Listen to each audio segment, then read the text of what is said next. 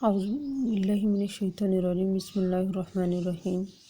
السلام علیکم ورحمۃ اللہ وبرکاتہ۔ عزیز طالبات، امید ہے کہ آپ سب خیریت سے ہوں گی۔ اللہ تعالیٰ آپ کو ہمیشہ خوش و خرم رکھے، آمین۔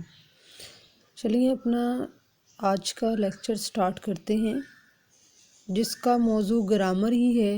سال دوم اردو کا لیکچر گرامر، شعری اصطلاح سے مراد ہے قافیہ۔ فرسٹ آف آل ہمارے پاس یہاں قافیہ ہے کہ شعر میں قافیہ اور ردیف کب اور کہاں استعمال ہوتے ہیں۔ مطلع، مقطع، قافیہ اور ردیف، یہ چاروں جو ٹاپکس ہیں یہ ہمارے شعری اصطلاح میں استعمال ہوتے ہیں۔ قافیہ یہ عربی زبان کا لفظ ہے، قفا سے نکلا ہے، اس کے جمع قوافی کے ہیں۔ اس کا مطلب یہ ہے کہ پیچھے آنے والا۔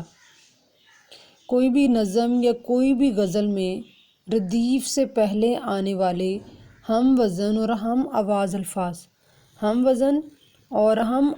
الفاظ کو ہم قافیہ کہتے ہیں۔ ہم وزن جو مطلب دیکھنے میں ایک جیسے ہوں، اور ہم آواز جو بولنے میں ایک جیسے ہوں لیکن ان کا معنی مختلف ہوتا ہے، ان کو ہم کیا کہتے ہیں؟ قافیہ کہتے ہیں۔ جیسے یہاں پہ میں نے مثال لکھی ہوئی ہے، جمال، کمال، وبال، ابال، رومال وغیرہ۔ اب اس میں دیکھیں، یہ سارے کے سارے لفظ ہم آواز ہیں لیکن ہر ایک کا معنی مختلف ہے۔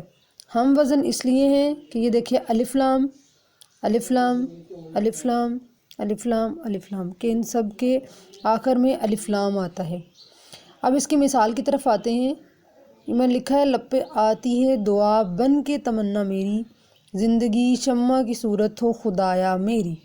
اب دیکھیں یہ لاسٹ جو ہے یہ ہمارے پاس کیا ہے؟ ردیف ہے، اور یہاں پہ میں نے بولا کہ ردیف سے پہلے آنے والے، تو یہ ردیف ہے، اور اس سے پہلے یہ جو ورڈ آئے گا جو ہم وزن اور ہم آواز ہوگا وہ کیا ہوگا؟ قافیہ ہوگا۔ اب یہ دیکھیں اس شعر میں خدایا اور تمنا، یہ کیا ہیں؟ یہ قافیہ ہیں۔ نیکسٹ ایگزامپل ہے، جلال آتش برق و سحاب پیدا کر، اجل بھی کانپ اٹھے وہ شباب پیدا کر۔ اب پیدا کر اس میں کیا ہے؟ ردیف ہے۔ سحاب اور شباب یہ اس میں قافیہ ہیں، کیونکہ یہ ہم وزن بھی ہیں اور ہم آواز بھی ہیں۔ نیکسٹ ہمارے پاس ہے ردیف۔ یہ بھی عربی زبان کا لفظ ہے، اس کا مطلب ہوتا ہے رد کر دینا۔ اس کے معنی ہے گھڑ سوار کے پیچھے بیٹھنے والا، یعنی یہ دیکھیں یہ گھڑ سوار ہے اور یہ اس کے پیچھے بیٹھا ہوا ہے۔ اگر ہم ادھر سے شروع کریں گے تو یہ ہماری انگلش والی سائیڈ ہو جائے گی، لیکن انگلش سے ہم اردو کی طرف نہیں آتے، بلکہ اردو ہمیشہ رائٹ سے لیفٹ لکھی جاتی ہے اور انگلش ہمیشہ لیفٹ سے رائٹ لکھی جاتی ہے۔ تو یہ کیا ہے؟ یہ قافیہ ہمارا گھڑ سوار ہے، اور گھڑ سوار کے پیچھے بیٹھنے والا کیا ہے؟ ردیف ہے۔ کوئی بھی غزل یا نظم میں قافیہ کے بعد آنے والے ہم شکل الفاظ جو جوں کہ توں بار بار دہرائے جائیں اسے ہم کیا کہتے ہیں؟ ردیف کہلاتے ہیں۔ جوں کہ توں بار بار مطلب ایک ہی لفظ جو ہے وہ بار بار ہر مصرعے میں دہرایا جائے تو وہ کیا ہوتا ہے؟ قافیہ ہوتا ہے، ردیف ہوتا ہے۔ اور اس کی پہچان یہ ہے کہ یہ ہمیشہ شعر کے آخر میں آتا ہے۔ ردیف چند الفاظ پر مشتمل ہوتی ہے، مطلب نہ تو یہ ایک پر ہوتی ہے، نہ دو پر ہوتی ہے، نہ تین پر ہوتی ہے، مطلب یہ کئی الفاظ پر مشتمل بھی ہو سکتی ہے، دو پر بھی ہو سکتی ہے، تین پر بھی ہو سکتی ہے۔ یہاں پر ایک ہے، یہ دیکھیں میری اور میری، یہاں پر پیدا کر پیدا کر۔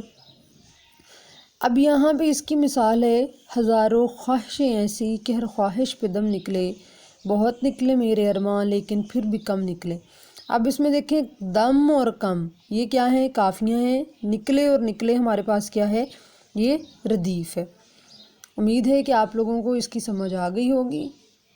اس لیکچر کو اچھے سے یاد کریں، ساتھ ساتھ اس کی مثالیں خود سے 4 4 5 5 یاد کریں تاکہ آپ لوگوں کا اس کا کنسیپٹ کلیئر ہو جائے۔ شکریہ۔